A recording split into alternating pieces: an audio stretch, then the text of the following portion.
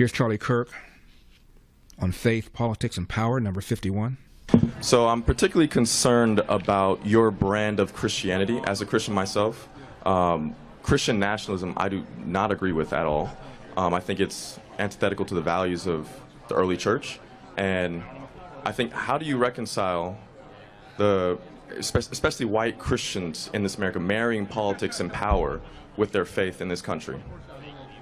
Well, there's a lot there. I've never described myself as a Christian nationalist.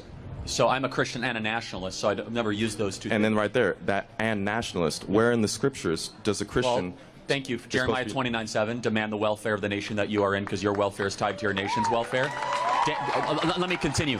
Daniel fasted and prayed for his nation. Esther and Mordecai cared for their nation. They were counsel to the king. Right. Nehemiah, Jeremiah, Joseph, Jacob. I could keep on going. Moses, Aaron. In fact, Moses was so political that he wrote an entire book of the Torah all about how to set up a government. It's the book of Deuteronomy. So, in fact, the Bible is an explicitly political text amongst many other things. Now, can we interpret those texts in the light of the revelation of Christ? Because you just cited all Old Testament texts, but you've not once cited St. Paul. Okay, yeah. If you want me to also, by the way, just so we are, cite St. Paul about the kingdom of heaven and the governance. Just so we're clear, do you think that the New Testament is greater than the Old Testament? It is. It is greater because the revelation of Christ dictates how we interpret the Old Testament. So you think that all of a sudden, like Genesis 1 is not as great just because of the New Testament? The Old Testament was a type and shadow of the things to come, and now we live in the full revelation of Christ.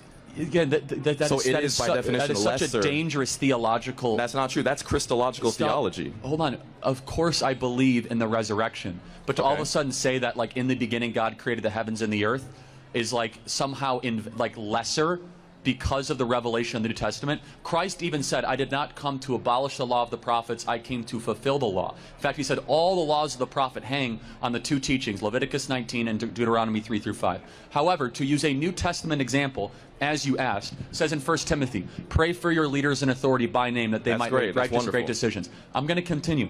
Christ our Lord said, on this rock build my what?